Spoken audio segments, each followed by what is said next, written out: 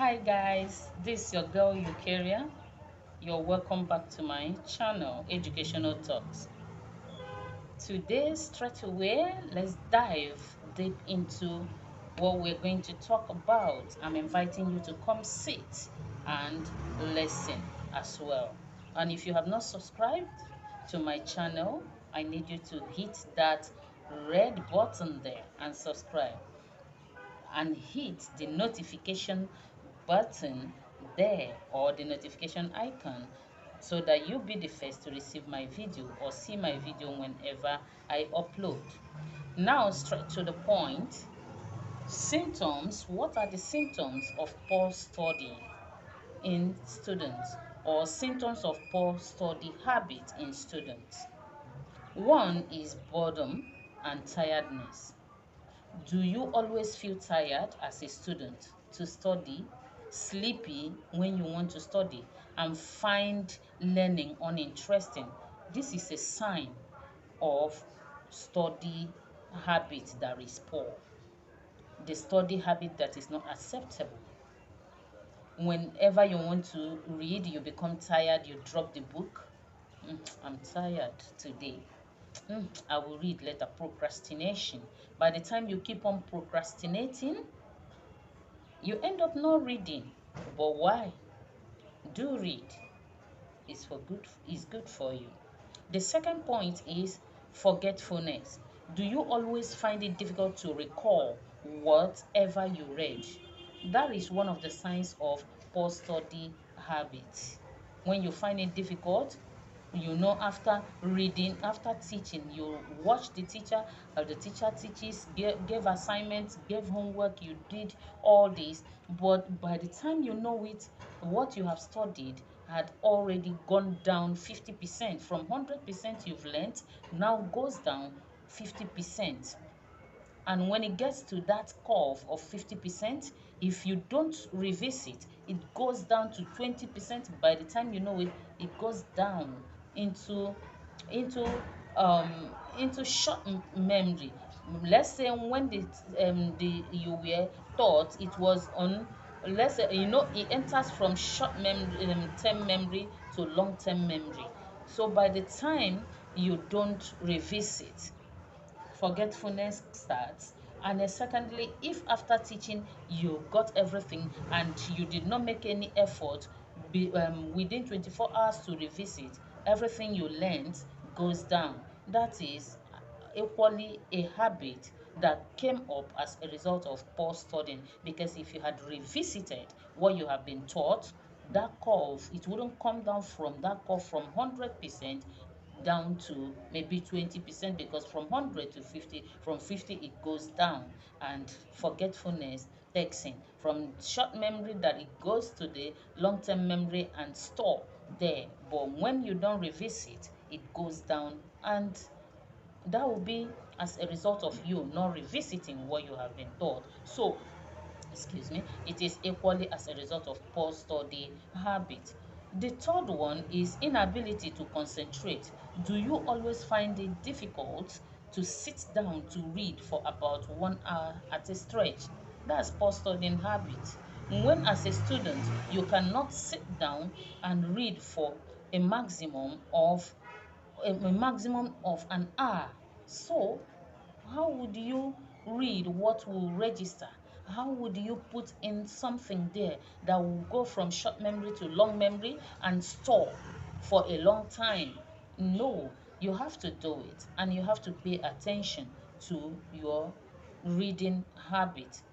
Then the next one, are you a student? You are watching? Please, tough subjects. Do you always avoid English or mathematics? English language or mathematics, as a result of having this feeling or having this fear? You are paranoid about, or you have developed phobia for either mathematics or English language. It's not supposed to be so, because for you to move and excel in academics, English and mathematics surely must always be there for you. So there is no point running away from them. There is no point feeling that they are tough.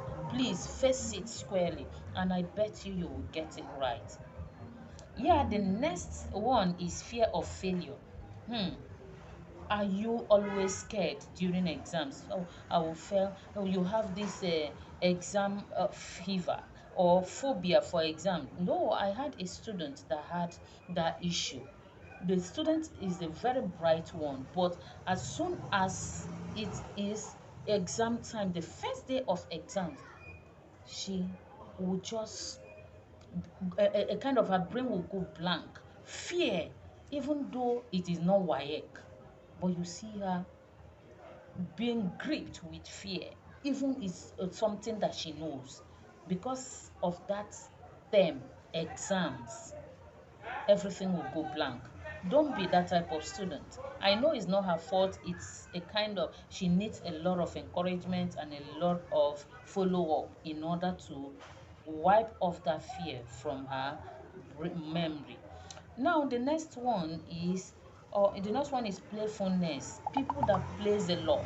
People, some of the students that play a lot, that some of them are even so hyperactive that you are teaching here, it enters here before you know it is out. Because by the time they will stand, shout, do this and that, distract others, pinch this one, touch that other one, everything they learned have gone.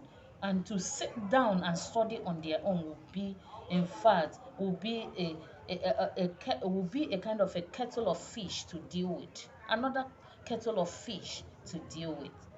If you are that type of student, please sit down, calm down, okay?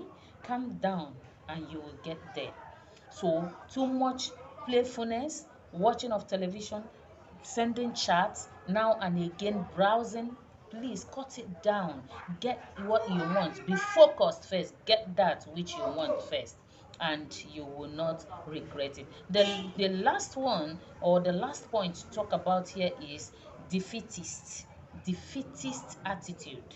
Do you always think or do you always think or do you always think of absconding or withdrawing from school? Is a no. It is unacceptable. Why would you do that? Would you want to turn to be an illiterate? No. So if you must succeed in your academic pursuit, you shouldn't be a defeatist. That attitude shouldn't be there. Don't think that, oh, I don't think I can make it. These are signs of poor study habit. Poor study habit, which must have to be totally eradicated, not even to control. What are you controlling? You're controlling when it goes out of hand. We don't want it even to, I don't want it to go out of hand. I want you to eradicate it. I want you to chase it out of you. I want you to tell it, I don't accept you. I don't welcome you. And by the time you're done with this, you become good in reading. You read without fear. You read without thinking of withdrawing. You always have this zeal. You will be so cool in going to get to know more, get more ideas, read more from what you've read before. Then if you experience all or some of the symptoms listed above, or that I've said, you are no doubt academically hampered by poor study habit. You must change your attitude for better if you must succeed in your studies. Are you ready to succeed? Click on that icon bell, so on that icon, on that bell icon, so that you will receive my video the next time I upload. Subscribe, make a comment. If there are things you still want to contribute, if there are questions you want to ask concerning how to go about these symptoms of poor studying habits, then, or how to control the some of the pupils or students that have this hyperactive attitude or hyper in them, how they can study and even make it speed and grab it. Don't fail to mention that in your notification in the comment section. I am always here to entertain your questions, your suggestions, your contributions. Remember, this is our channel.